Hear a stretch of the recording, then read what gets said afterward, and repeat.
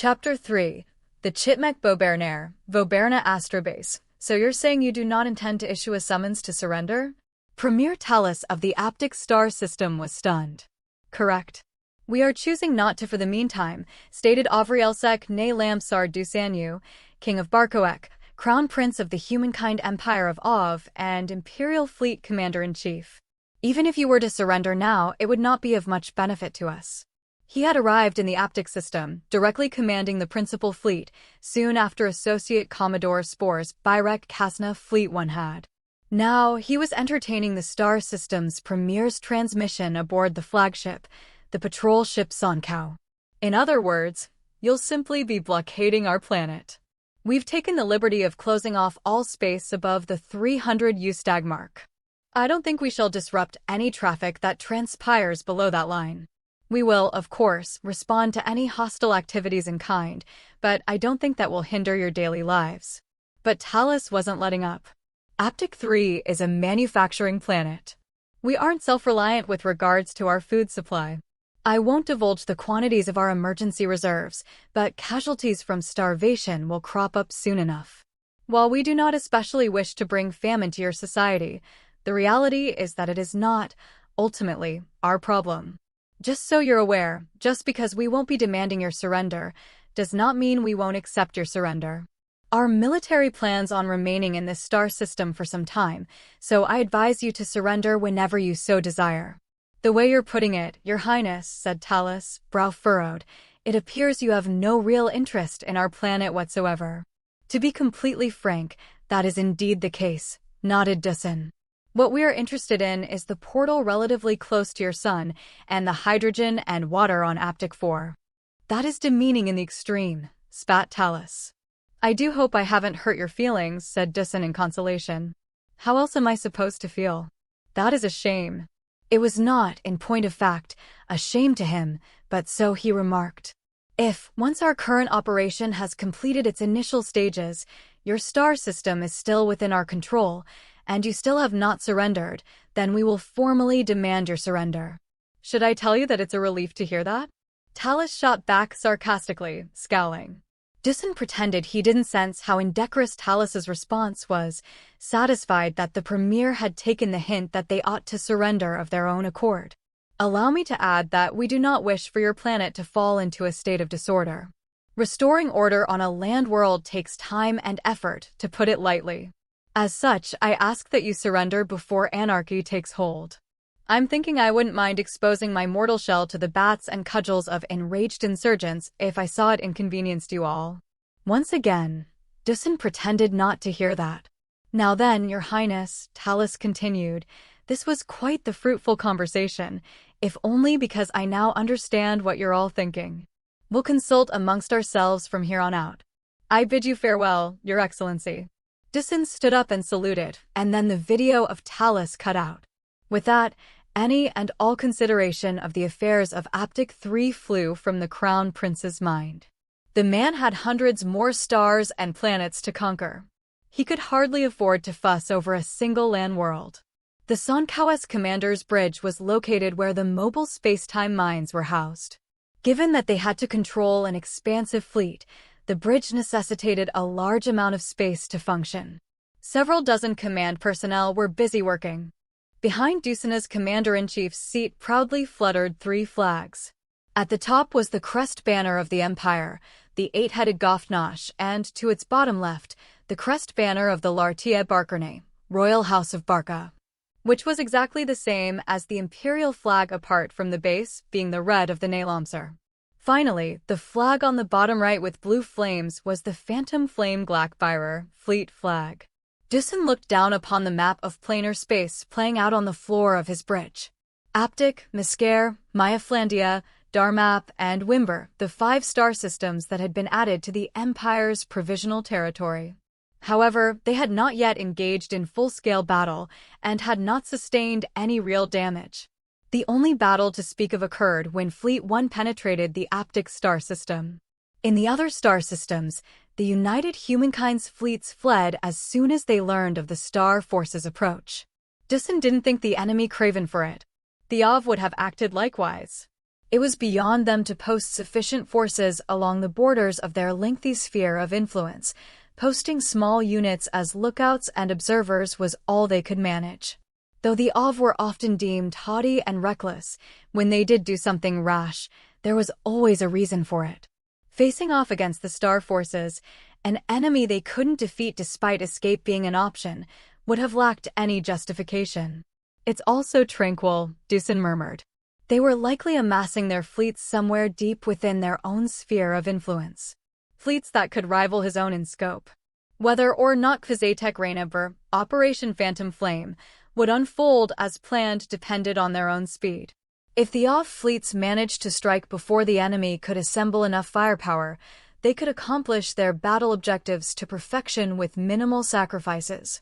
Of course, the Star Forces had learned, through abundant battle experience, that a strategy never went exactly as planned.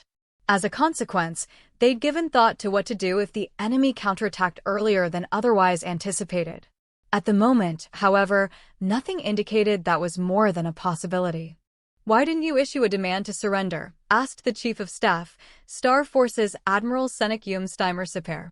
Whenever she stood in place, she did so stiffly, as though always at attention. Only her head was facing Dusan. Any expression that graced her beautiful visage was a stern manifestation of that emotion. An undulating mane of light purple hair covered her shoulders. "Loath as I am to admit it, the state of the war is fluid," answered Dusan. "The UH might recover the star system soon. Should that happen, then the people of Aptic would feel ashamed for having become a territory of the Empire. As such, there's no need to hurry." "Are you saying you didn't demand their surrender because you were considering their feelings?" "Correct." Dusan nodded. "How kind of you." But her words were steeped with incredulity. "Our kind needs kindness. Tell the truth. You just didn't feel like doing the ceremonial signing or the incorporation procedures, right?" Bullseye. He had conquered so many worlds for the Empire so far, yet adding a populated star system to the Empire as a territory remained no easy matter. Until an official lord or lady was appointed, the task of administering a newly integrated star system fell on the commander that accepted that star system surrender.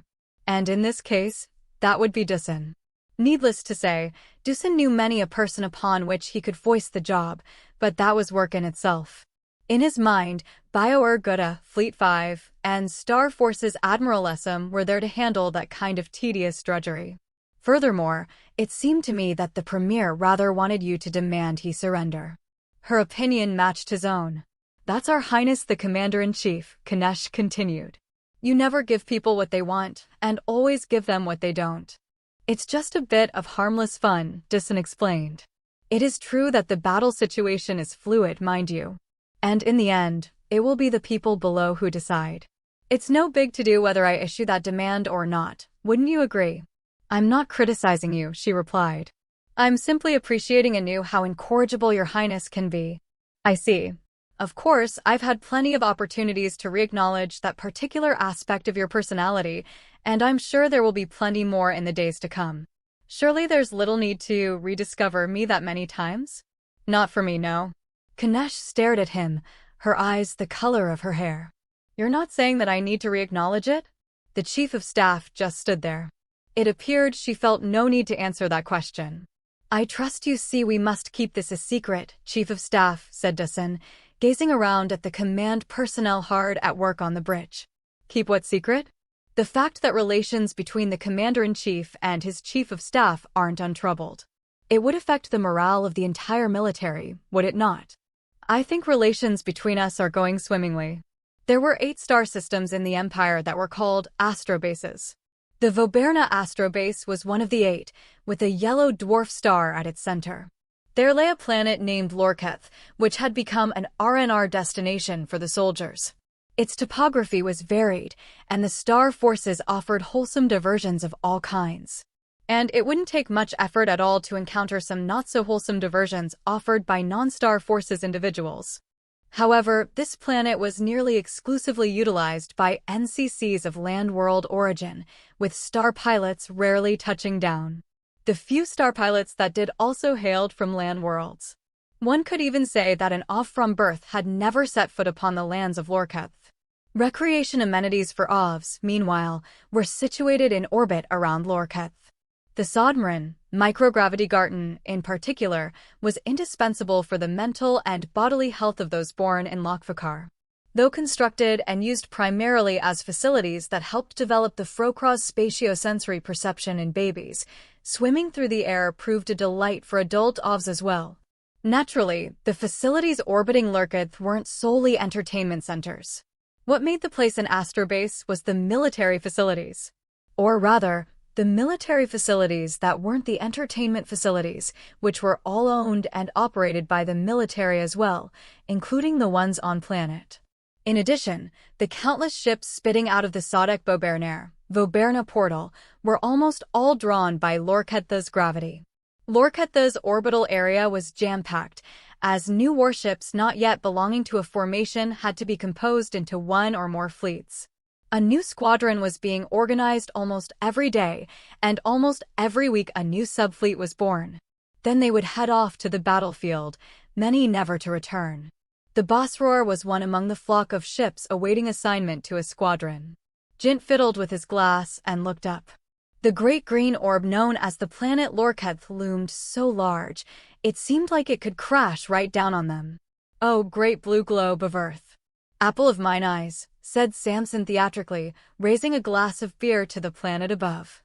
Captain Lafier and Senior Star Pilot Sawbash had gone to accept their orders of appointment to the Voberna astrobase.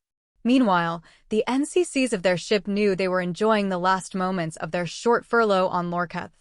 Though the three officers of the Bosroar who were left, Jint, Samson, and Ekriwa, were from different branches and of different ages, they all shared the rank of Liewing Star Pilot, and they were all lounging at a park doing nothing of note. No rule mandated they be together, but all the same they were seated around the same table, sipping their beverages. Their break time before departing for the front was to end in 3 hours. The park was attached to the Bonthurkheimer Astrobase headquarters, located at the very top of an enormous structure. Its ceiling was transparent, making the park ideal for a stroll or a day's repose. "If you feel that way, shouldn't you have taken a trip down, too, Mr. Samson?" said Jint. "No can do," said Samson. "Why not? Star pilots get the cold shoulder on that planet. All the NCCs are having fun as a group. Having a star pilot with a red waysash around would just put a damper on things. When I was an NCC, I used to lecture star pilots that didn't understand that on that world's code of partying. And I couldn't possibly break that code now that I'm a star pilot." Jint sighed. "Guess I can't go either then." "Yeah, the effect'd be even more pronounced since you're not only a star pilot, but you've got a noble rank to boot. That said, it's all down to what you've experienced in the end, so if you want to see what it's like down there, I'm not gonna stop you." "You don't need to worry about me," Jint assured him swiftly. "I've experienced the cold shoulder plenty enough already. You've got my condolences, kiddo." Man oh man.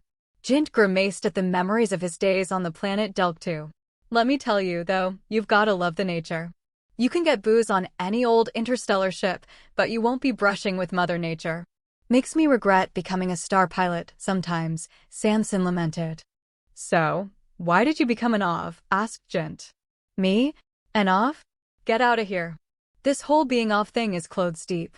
They gave me reusrack status as gentry when I made star pilot, so now I'm playing an OV. But soon enough I'll be retired, and then I'm gonna run a farm back home. That's my hope." The word OV meant both the biological race and the position in OV society one could possess regardless of race. In other words, by working his way up to star pilot rank in the military, he was automatically enrolled into the official gentry registry as an OV. Besides gentry, OVs could also be nobility or imperials, that is, members of the imperial family. "Then, why did you join the Star Forces to begin with?" said Jint. "It was a youthful indiscretion," Samson shrugged. "When I was a kid, I thought I wanted to fly out into space. But when I got to see what it was like, I realized it wasn't all that.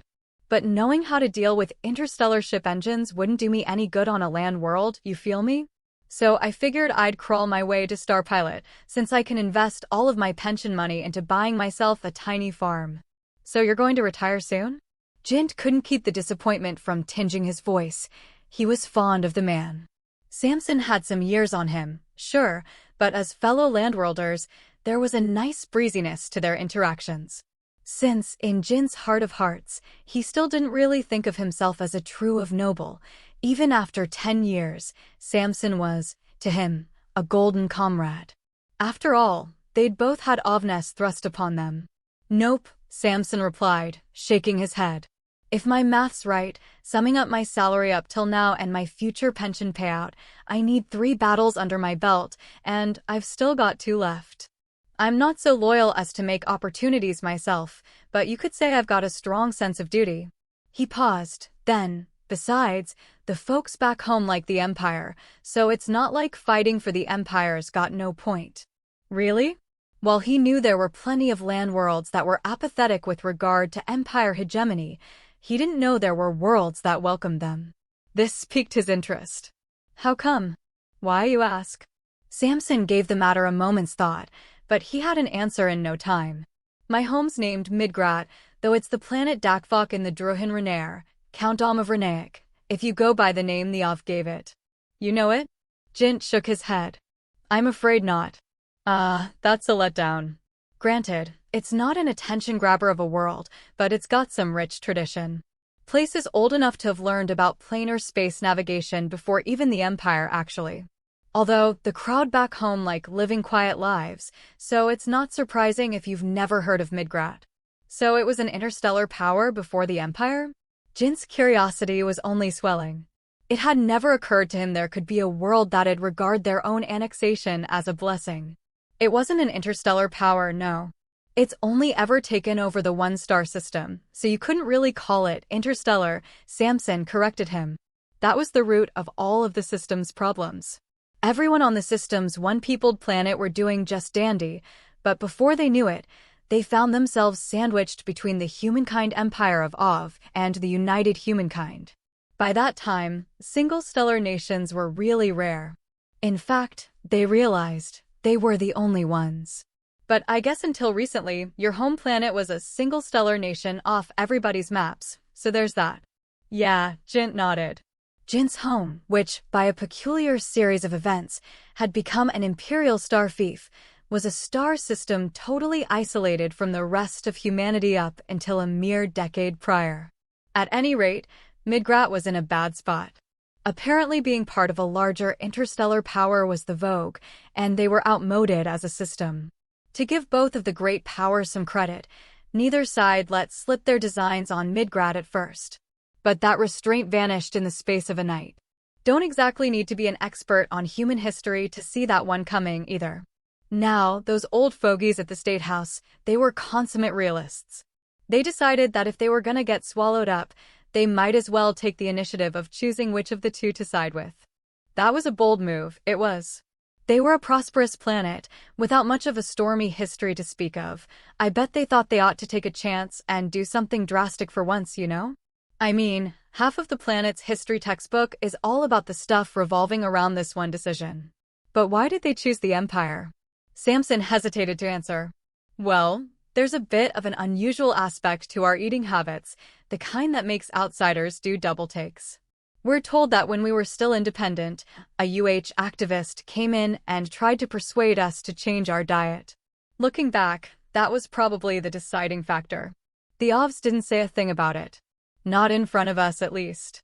And if they were going to leave our eating habits be, and the worst they'd do was call our beautiful planet of Midgrat Dakvok amongst themselves, then we were big enough to tolerate that shortcoming of theirs. What do you eat? Asked Ekriwa unexpectedly. Samson mulled over what to say, but in the end he just shrugged. You know what, I'm gonna keep it a secret. When I was a Star Forces freshie, I lost a lot of friends after divulging what they eat back home. I'm not your friend, said Ekriwa. Samson pretended to be taken aback for Jint to see. Are all Ovs that blunt? Sounds like you'd know better than me, smiled Jint. I've only known any Ovs personally for 3 years. Did I insult you? Ekriwa's sky-blue eyebrows rose up. A wave of the hand. No, course not. Not a word came out of any of the three for a while after. The park was covered with lawn grass, dotted sparsely with trees standing perfectly upright, and populated by skittering squirrels. The carrier cage lay at Jint's feet, and a squirrel peered into it inquisitively. As soon as it did, the carrier rattled and shook. "I'm not letting you out, Diaho," Jint addressed the carrier. "The squirrels here aren't on the menu." The carrier rattled even more intensely, and the squirrels scampered off in startlement. "No means no," Jint pronounced. "You brought your cat," said Ekriwa. "I couldn't just leave him on the Bosphor. He'd be all alone," said Jint. "I wonder whether your cat enjoyed its vacation?" asked Ekriwa. "Reckon he did. I left him at a cat lodging house with lots of mice." "That's good," she said, though her tone betrayed her indifference. "But by the captain's orders I've got to send him back to Lokvakar, so this is where we part ways. It's a real shame. I've grown rather attached to him." "Which is impressive, given he's a cat," said Ekriwa. "Well, don't go saying that in front of him. It'll go right to his head. I've never seen a cat that's not already full of itself." "Wiser words," said Samson. It was then that Leifir and Sawbash appeared, making their way across the lawn. Upon seeing Samson and Ekriwa rise from their seats to salute them, a flustered Jint quickly followed suit. "Our placements have been decided," Leifir told them. "We are assigned to SY Machakar Kosna, Assault Unit 1 of Sabakar Sudapoligana, Assault Squadron 1058. We set sail in 12 hours' time." "Well, that's abrupt," frowned Samson. "I agree. But it seems this will form part of our training." The Bosphor was sleeping unmanned in orbit above the planet Lorketh. The crew members were just now gathering together, since their recess was drawing to a close, so it would be difficult to load all of the necessary supplies and ready the ship for takeoff in just 12 hours. Their eyes would be spinning by that time for sure. "And then?" asked Ekriwa. Even toward a superior officer, she spoke only the fewest words possible. "It seems we're headed to a certain star system," answered Sawbash. Ekriwa shifted her quizzical gaze over to the senior star pilot. "We don't know yet, either," Sawbash smiled. "It'd appear it's for us to find out when we arrive," Lywing Ekriwa. Ekriwa nodded in assent. 2 hours and 18 minutes of break time remain," said Leifir, glancing at her wrist gear. "Regardless, I'd like for you all to begin preparations immediately." Any objections? There were none. They had nothing to do for that couple of hours, anyway. Sawbash smiled again. "It'd appear it's for us to find out when we arrive, Ekriwa. Prepare the small crafts for the NCCs. We will go back before the rest." Ekriwa saluted and turned on her heels. "Off we go," Leifir ordered the other two. Jint picked up the carrier, only to be met by the young captain's narrowed glare. "What is that?" Jint sighed, as he knew he was looking pretty dumb at the moment. "The cat you're already familiar with, Captain. I told you to send Diaho back to Lokvakar." Her words were pointed, reproving. "I just thought, there's still time left. I'll fill out the transport forms right away." "There's no time for that," said Leifir. "We have no choice now. Bring him aboard. But know that you are to send him off as soon as possible." Good grief. This is the conversation 2 star pilots are having? Right before an operation? Jint lamented. Yes, without fail, he promised her. As they headed to the Astrobase headquarters spaceport, Leifir asked him in hushed tones, "Do you know the name of our Sarer SY Marakar assault unit commander?" "How do you expect me to know?" Jint whispered back. "It's Hecto Commander Atosriek." "Atos Ryua." Jint cocked his head. "Seems to be ringing a bell." "Wow, you're dense," Leifir replied, shocked. "She's the younger sister of the Baron of Febdash. Though the Hecto Commander is the Baroness now."